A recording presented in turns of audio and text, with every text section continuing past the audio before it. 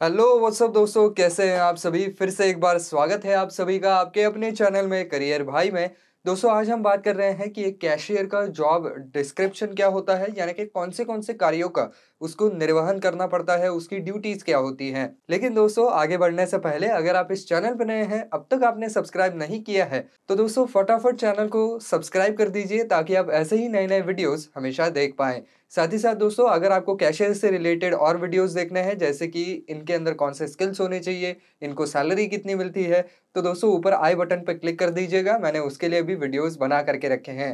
तो चलिए दोस्तों, शुरू करते हैं। तो दोस्तों, कैशियर जो है वो जनरली कहाँ पर काम कर रहा है, उसके हिसाब से उसका जॉब डिस्क्रिप्शन जो है वो थोड़ा थोड़ा चेंज होता है।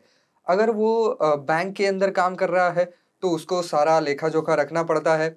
सारी जो कैश वहाँ पर पड़ी है उसका पूरा हिसाब देना पड़ता है।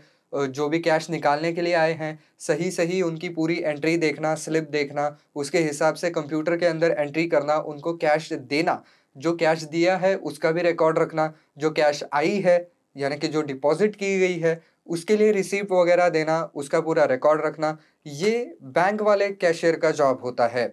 तो दोस्तों, अगर कोई सुपरमार्केट में बंदा काम कर रहा है कैशियर के तौर पर, तो उसको फिर अलग तरीके का काम होता है कि वहाँ पर जो भी कोई प्रोडक्ट आ रहे हैं, उनके ऊपर का बारकोड स्कैन करना, फिर वहाँ पर पैसा लेना, उसकी रिसीट देना। अगर कोई वहाँ पर एक्सचेंज करने हुए आया है, तो उसकी रिसीट जो है वो चेक करना, एक्सचेंज में उसने कौन-सा प्रोडक्ट लिया है वो चेक करना, उसकी प्राइस अगर ज़्यादा है तो डिफरेंस के पैसे लेना और उसकी भी रिसीट देना। साथ ही साथ वहाँ पर जो भी कोई रिटर्न आया हुआ प्रोडक्ट है, उसको सॉर्ट करके रखना। तो ये सारी चीज़ें आ जाती हैं। तो दोस्तों, अब वन बाय वन जो है वो इनकी हम रिस्पॉन्सिबिलिटीज़ देख लेते हैं। तो दोस्तों, रिस्पॉन्सिबिलिटीज़ में पहली बात तो ये ख़ैर किसी सुपरमार्केट वाले कैशियर को भी ये चीज़ लागू होती है और आपके बैंक वाले कैशियर को भी ये चीज़ लागू होती है। और वो ये है कि जो भी कोई ट्रांज़ैक्शंस हुए हैं, उनके पूरे रिकॉर्ड्स रखना।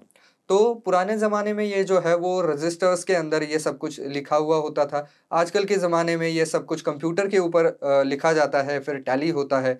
तो सबसे पहली बात तो सारे ट्रांज़ैक्शंस का सही-सही वहाँ पर हिसाब रखना, ये पहली ज़िम्मेदारी। दूसरी ज़िम्मेदारी वहाँ पर ये है कि अगर वो किसी सुपरमार्केट में काम कर रहा है कैशियर, तो सारे गुड्स की जो प्राइसिंग है वो बिल्कुल एक्यूरेट है या नहीं, ये वहाँ पर चेक करके देखना।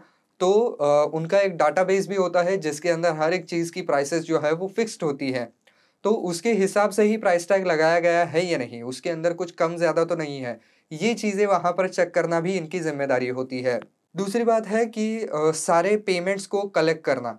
तो कई बार जो है वो सुपरमार्केट्स के अंदर पेमेंट्स कैश में होते हैं या ऑनलाइन होते हैं, कार्ड से होते हैं या क्रेडिट पर भी होते हैं।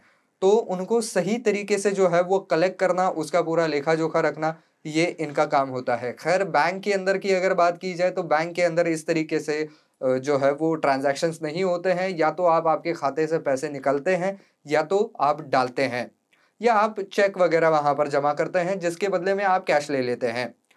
तो उसको उससे रिलेटेड सारे रिकॉर्ड्स वग़ैरह जो हैं वो रखने पड़ते हैं। इसके अलावा सुपरमार्केट में अगर वो बंदा काम कर रहा है तो वहाँ पर रिसीट देना, अगर कोई एक्सचेंज के लिए आया हुआ पीस है, तो उसकी ओरिजिनल रिसीट लेना, जो दूसरा प्रोडक्ट लिया है उसका बारकोड स्कैन करके उसके हिसाब से रिसीट देना, उसके ऊपर स्टैम्प लगाना कि ये एक्सचेंज प्रोडक्ट है। क्योंकि कई सुपरमार्केट्स की ऐसी पॉलिसी होती है कि एक बार अगर आपको कोई चीज़ एक्सचेंज करके दे दी है तो वो दोबारा से एक्सचेंज नहीं होगी।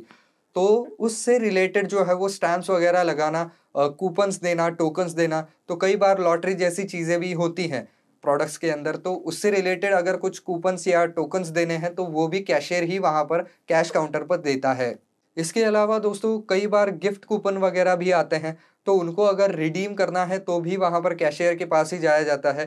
फिर कैशियर जो है वो कूपन का कोड वग़ैरह भी वहाँ पर क्रॉस चेक करता है, सिस्टम में डालता है और फिर वहाँ पर बिल जो है वो अप्रूव होता है या जो भी कोई पैसे वेव ऑफ हो गए हैं वो अप्रूव होते हैं और उसके बाद उनको उसकी भी रिसीट दी जाती है।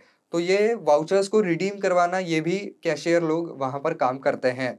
इसके अलावा कई बार बड़े-बड़े स्टोर्स के अंदर जो है वो कैशियर के काउंटर पर छोटे-मोटे प्रोडक्ट्स रखे जाते हैं, जो कि मार्केट में नए आए हैं, जिनको इंट्रोड्यूस कराना है। तो ऐसे प्रोडक्ट्स को भी कई बार कैशियर्स जो हैं वो थोड़ा बहुत पुश करते हैं।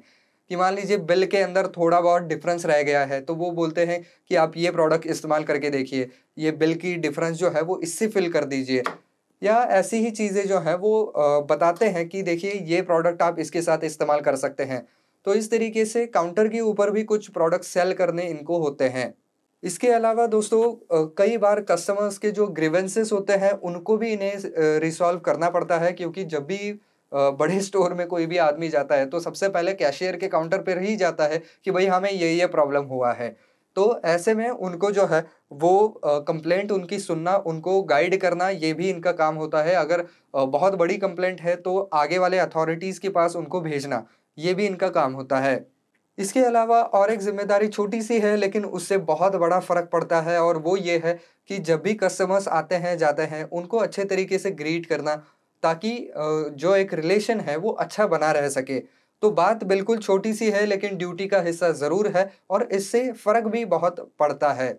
इसके अलावा जो चेकआउट एरियाज़ हैं उनको बिल्कुल सही से रखना, ये भी इनका काम होता है, क्योंकि कई बड़े-बड़े स्टोर्स के अंदर जो प्रोडक्ट्स को लिया नहीं जाता है, कम किया जाता है, एक्सचेंज किया जाता है, वो सारे प्रोडक्ट कैश काउंटर पर पड़े रहते हैं। तो उनको सही तरीके से वहाँ पर अरेंज करके रखना, जिससे कि आपका जो कैश का एरिया है, वहाँ पर कैशियर काउंटर है, वो बिल्कुल भी मेसी ना लगे। जहाँ पर सारी चीज़ें ऐसे ही बिखरी हुई हैं, यहाँ पर ये पड़ा है, वहाँ पर वो पड़ा है, ऐसा ना दिखे। तो सारी चीज़ें जो है वो बिल्कुल नीट एंड टाइडी रहे, तो ये भी इनका काम होता है।